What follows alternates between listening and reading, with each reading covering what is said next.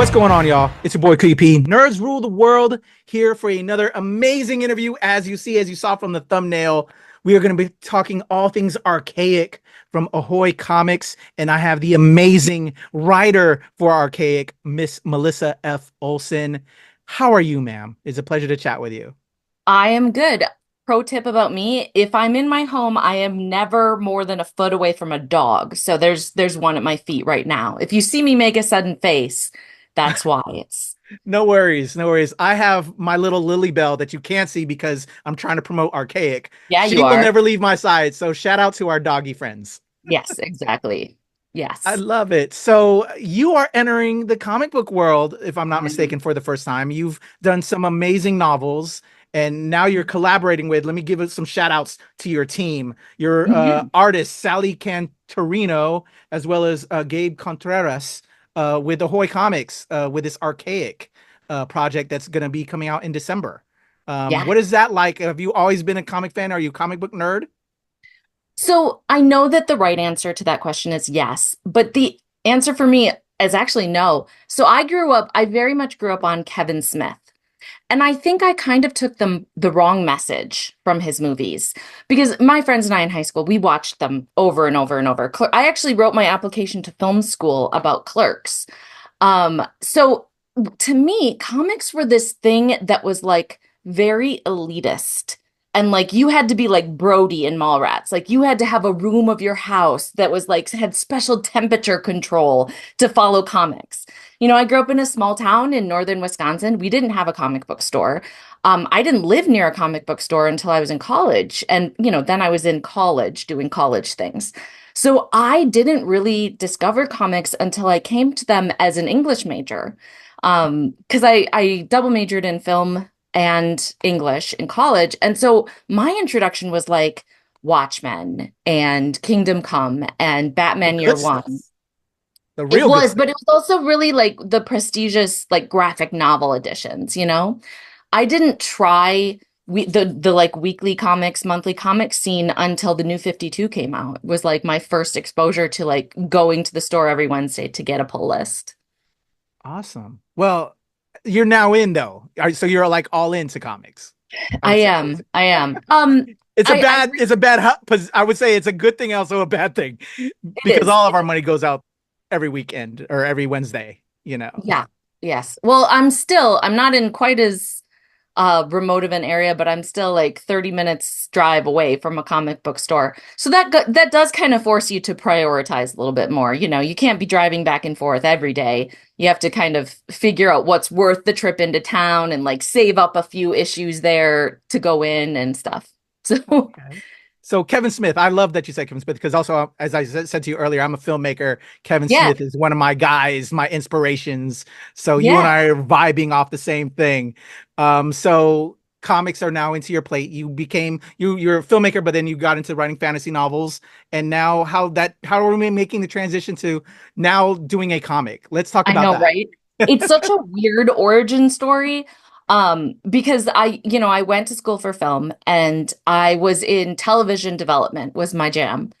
So when I was still at school, I was an intern in the cable department at NBC Universal. So USA and Sci-Fi. I was there when Sci-Fi became sci-fi with the Y's instead of normal human spelling. Um, but we were really like that department at that time, this was 2004 2005, was like kicking ass. We had Monk, we had Battlestar Galactica, we were developing Psych, a show that's still incredibly popular, and we were doing great. But then so after I graduated, I was offered a job in that department as an assistant, so I was, you know, on my way up the Hollywood ladder. And then 3 weeks after I finally started collecting a paycheck for that job, we all got laid off, the whole department, Mm.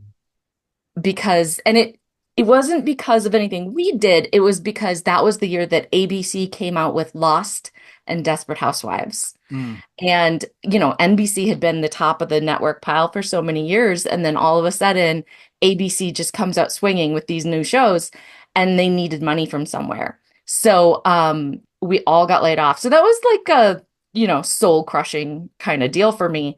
And I did work at NBC over on the Warner Brothers lot for a while for a small production company and kind of got laid off there too. And so within like, a year of graduation, I had lost two good jobs and there was a writer's strike on the way. So I went home to Wisconsin and I didn't want to go quite back to my small town where I'd grown up. I wanted a little bit bigger. So I went to Madison and I've been there ever since for almost 20 years now. So I started writing uh as like for fun, like as a outlet because you get trained on storytelling and you spend years thinking about nothing but storytelling. And then if you're not able to tell stories, you just sort of need to find a way. So I started taking like UW University Extension classes and online stuff and started writing. And that was how my first book came out. Love that. Love that.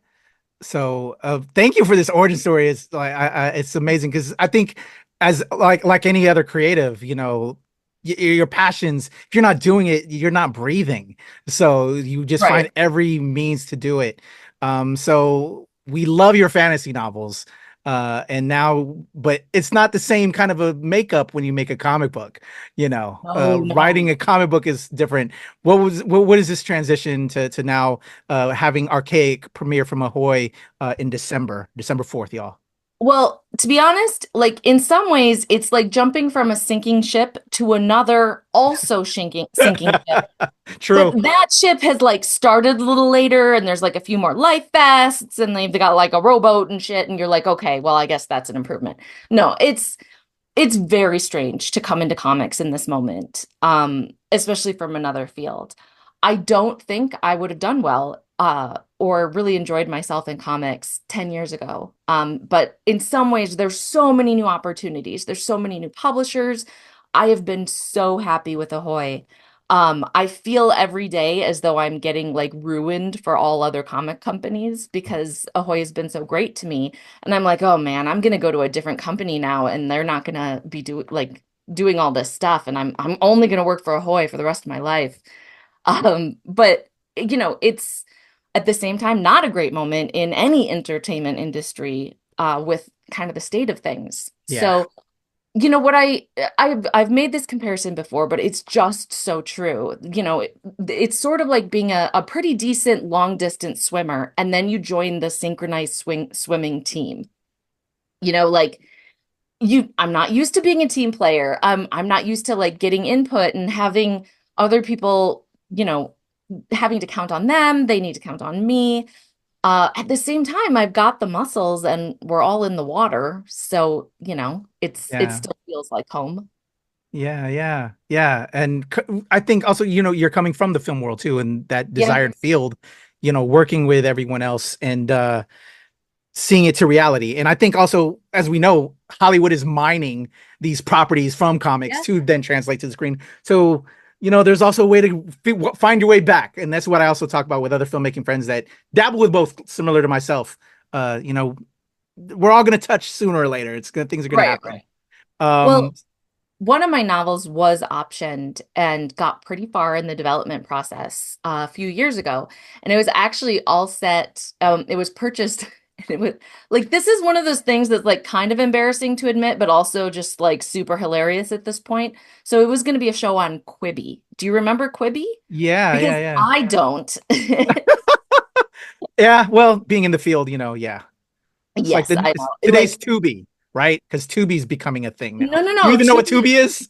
I do know what Tubi is, and it's such an unfair comparison, though, because Tubi's actually like doing some interesting things, whereas Quibi was like, what would happen if you gave a guy too much money and let him do anything he wanted? Like Kind of like the what answer to Coppola's that doing with question is, Megalopolis right now. I know, right? It's like no one should ever be asking anybody else that question. Like, what if we gave one person like $1 billion and let them do whatever they wanted? You've already lost. But no, so I went through the development process, and this is what I did when I was working in LA and when I was an intern, is I was doing TV development. So it's so weird to be on the other side in so many ways. But Yeah, I don't know. I try not to let myself think about the adaptation thing because you just get too it's like buying a lottery card. I don't buy lottery cards because in my head I'm already planning like what I'm going to do with money, you know? What are Yeah, my priorities with this millions of dollars I'm definitely going to win with this 50-cent scratch off? So I just try not to think about it. I feel that. And as creatives, we'll go on a whole journey and like build out a whole structure and everything else with it. It just doesn't stop, which I'm sure you know. So Yeah. Archaic. Let me get back online. I think Yes. Melissa, I like you because I think you and I are very much the same person. So we could just go off on tangents. Archaic mythology. I Yeah. always was a big fan of mythology as a kid growing up. That's the one thing that captured me in English class. And then Yeah. you take it into everything else. We're seeing a parental journey in along with this that I saw in my I think I saw in a little bit of the write-up. This kind of happened during Yeah. COVID, the idea, and then kind of playing that with mythology and where it's going to take. How did you sell Archaic to Ahoy? Oh boy. Well, so archaic, it's so funny that it took us like 3 years to come up with that title because it's so obvious in retrospect. During in 2021 in the winter, I was getting divorced. And for the first time in my kids' life, they were going and spending, days at a time somewhere else with their dad. And so I went from being, a full-time mom in the pandemic, and having, the kids with me every second of every day, to all of a sudden, like I'm alone in a house with, no one to take care of. And you start thinking about like, what's the point of me? Like, what is a mom without the kids there anymore? And it got dark. It got some deep thoughts, but being me, I've always been a person who has loved putting history and mythology in my work. I do so much more research than is at all reasonable for every book I've written. I in my novels, I've written a lot of vampires. So when you write vampires, you get to play with a lot of history. So I've, done so much research on, the locations that I use in my books. And I've always like gone and visited places and taken photos and videos if I can. Um, so I had like a bit of a grounding in mythology and history. But when I started thinking about like the idea of somebody sort of outgrowing their purpose or aging past their purpose, and I started to think about the cultures that are kind of gone now. Like ancient Mesopotamia is the example that comes up the most in this comic, but like what happens to the gods and the legends and the immortal creatures when everybody that worshipped them is gone? Mm. Is sort of the idea that I started with. Um, and so I, really started looking at some of these gods and monsters, and I kind of came across this idea of phantom islands, which is a real phenomenon that comes up in all this literature and all these like mythology stories, King Arthur and some real like explorers. There's all these different islands that seem to be there and then not there, there and then not there. And so I decided to uh, put turn one of those islands into a sort of retirement home or game preserve is probably the better term for all these like legends and gods, gods with a lower G and the different monsters and everything. So the island in my book, it has scorpion men, it has Lamassu, which were Mesopotamian guardians. And it has all these different creatures. And I got to kind of look at these mythologies and sort of pick and choose because the island is very capricious. She sort of does what she wants. She's sentient. She's almost a god herself because it's a sentient island that can change around forever. And so she sort of like handpicks who she wants from time and has them on this island. Sorry, that was such a long explanation. Oh no, I love this. I love it. You're selling me even more. Um, as a creative, when you're talking about like exploring, kind of like doing the research to me is half the fun as a Yeah. creative. Oh my When you're gosh, yes, doing I all love. that, yeah, right? It's Yeah. it's amazing, and you made me also think of Inside Out. with like how people can be forgotten because you're saying like mythologies and Yeah. how they're forgotten. It reminded me that elephant character that Oh eventually my gosh, I Riley try not to forgets. think about that character. You know, That like that movie, that scene where like that destroyed me. so girl, soul crushing. I was like, this is supposed to be for children. Like, oh my gosh. Exactly. Yeah, yeah. Yes. It gave me Yeah. all those vibes because there's also islands of different things. So yeah. Oh, Yeah. I'm digging this. I'm digging this. So is this gonna be an ongoing series with Archaic with Ahoy? Or I hope so. I've written timed five. out like four issues here, 4 issues there? How is it? So, I've written 5 issues, and Sally is drawing. I think Sally's on number 3. I think I have to approve number 3 inks. And then what's great is like because I'm coming from fiction. So in comics storytelling is a little bit more shallow because you have this artist who's filling in all this stuff. And you're looking at it, you're not just reading it. In Yeah. fiction, when you're inside someone's head, I'm used to a lot of world building and I'm Yeah. used to a lot of working through like magic and how would the magic work? What would it look like? What would happen if this happened? I've always got that inner voice kind of going, I'm going to poke holes in this until, you've got it solid enough. So I really built out a world and an island that can support more stories, a lot more stories. So I'm Exciting. hoping people like this. Because I really want to keep going. The different cultures that are represented, I cover about a quarter of the island in these first 5 issues. So I mean, and Yeah. I know exact like I've got here. I don't know if I can show you, but I could send you. I've got a map of the island that I made with a program, not a nice professional artist. Um, but I've got like the area mapped out and where are the Exciting. fences and where are the landscapes and all this different stuff. So hopefully it'll keep going because I only really got into the Mesopotamian mythology for those first 5 issues. Oh, this sounds so exciting, Melissa.